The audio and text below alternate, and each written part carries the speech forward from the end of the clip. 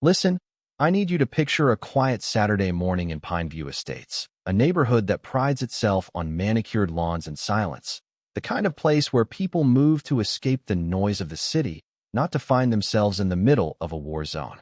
At 22, Oak Ridge Drive, the air smelled like rain and fresh coffee, a deceptively peaceful setting for Sarah Jenkins, a woman who had already survived hell overseas only to come home and find herself fighting a different kind of battle from a wheelchair.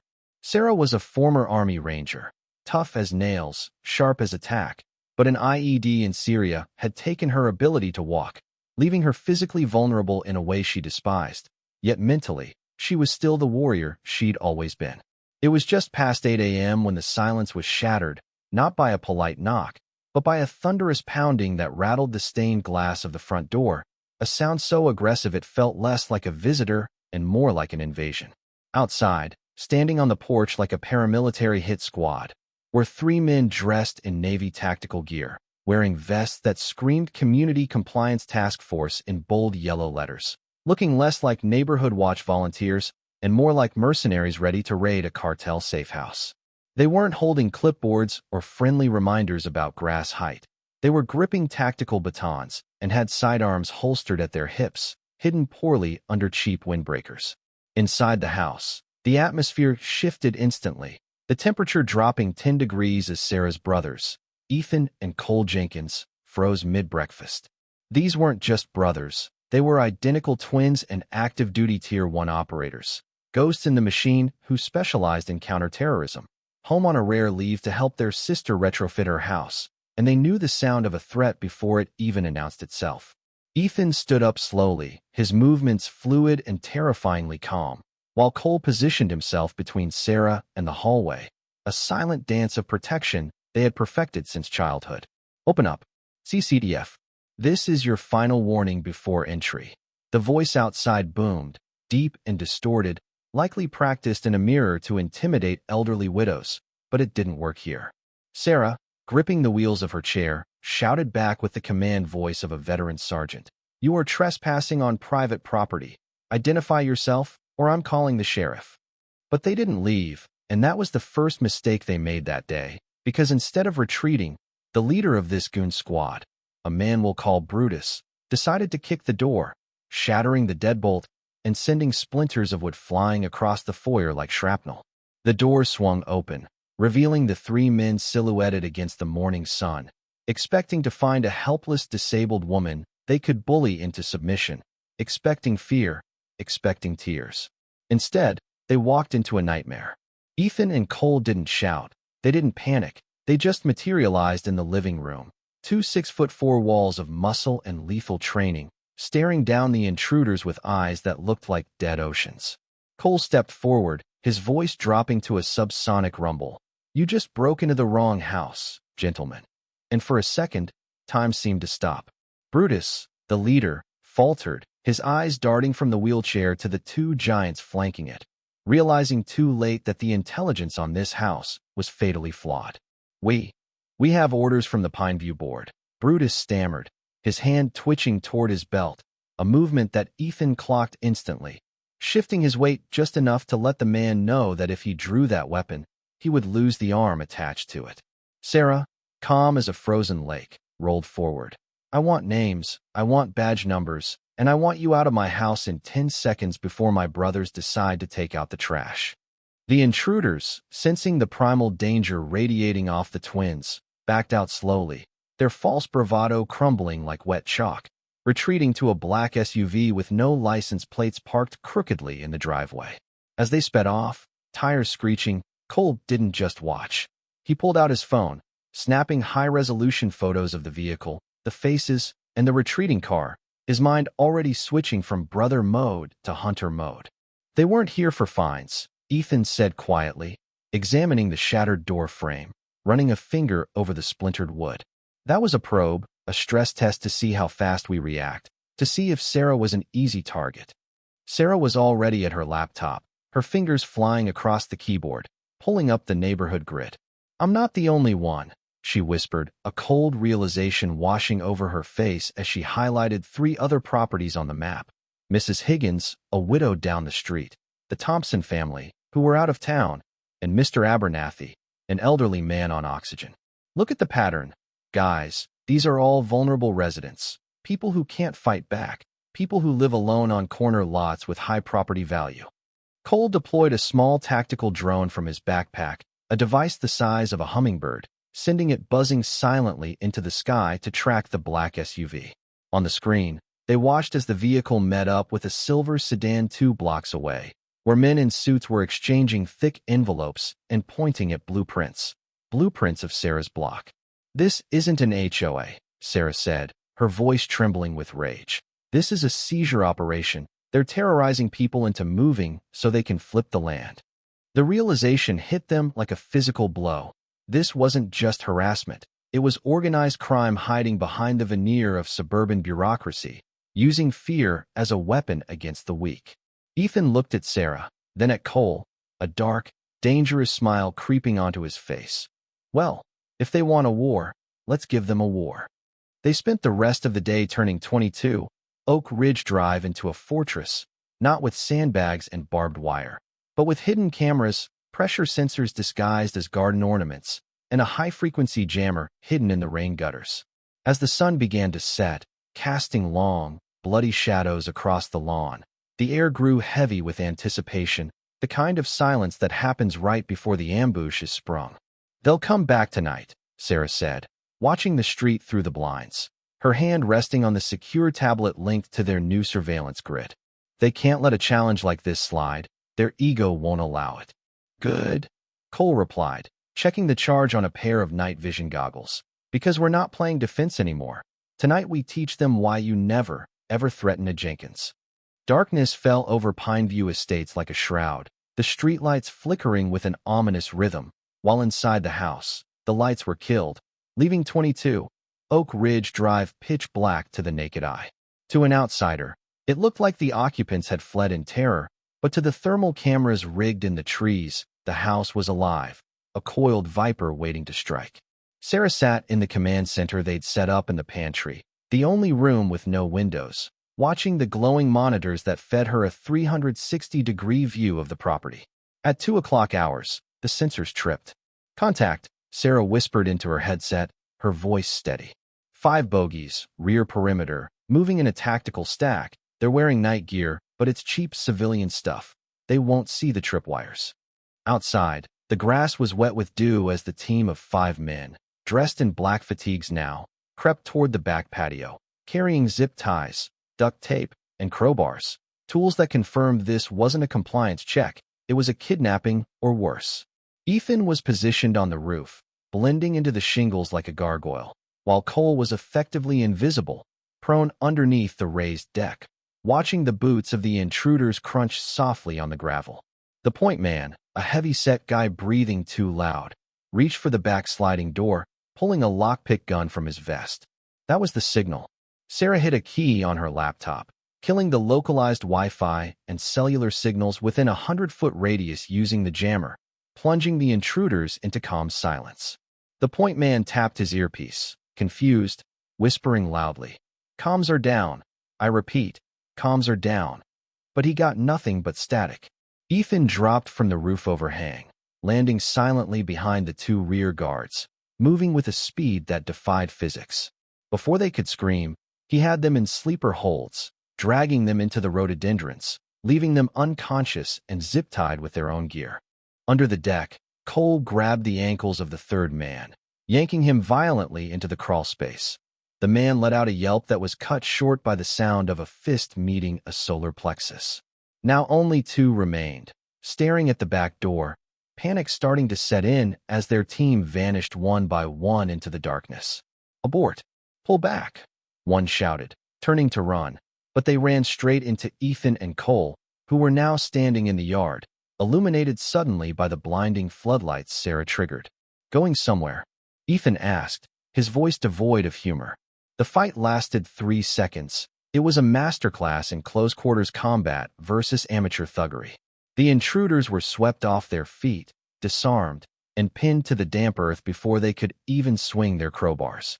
Dragooned into the garage, the 5 men were lined up on their knees, stripped of their masks. They weren't cops. They were hired muscle, bouncers, ex-cons, Guys looking for a quick payout. Sarah rolled into the garage, looking down at them with disgust. Who sent you? She asked, her voice quiet. The board. Roger Sterling. One of them wheezed, terrified. Sterling said you were a problem, said we needed to scare you out so he could buy the deed cheap. Cole leaned in, holding up one of the black jackets. Here's what's going to happen. You're going to leave your gear, your weapons, and your dignity here. You're going to walk home, and if I ever see a single one of you in this zip code again, I won't be calling the cops, I'll be calling my friends from work. They ran into the night, stripped down to their undershirts, a defeated, pathetic scatter of men. But the victory was short-lived because Roger Sterling, the mastermind, wasn't the type to get his own hands dirty, and he wasn't done. The next morning, the psychological warfare began. It started with the mail. Sarah found her mailbox smashed, her letters soaked in red paint that looked disturbingly like blood. Then came the flyers, plastered on every telephone pole in the neighborhood, claiming Sarah was running an illegal drug den, complete with fake witness testimonies. But the breaking point came 2 days later. Sarah wheeled herself out to her garden, her sanctuary, only to find her prize-winning hydrangeas withered and black, reeking of industrial bleach. Cole found the empty chemical jugs tossed over the fence. They're trying to break me, Sarah said, tears of frustration welling in her eyes as she touched the dead petals.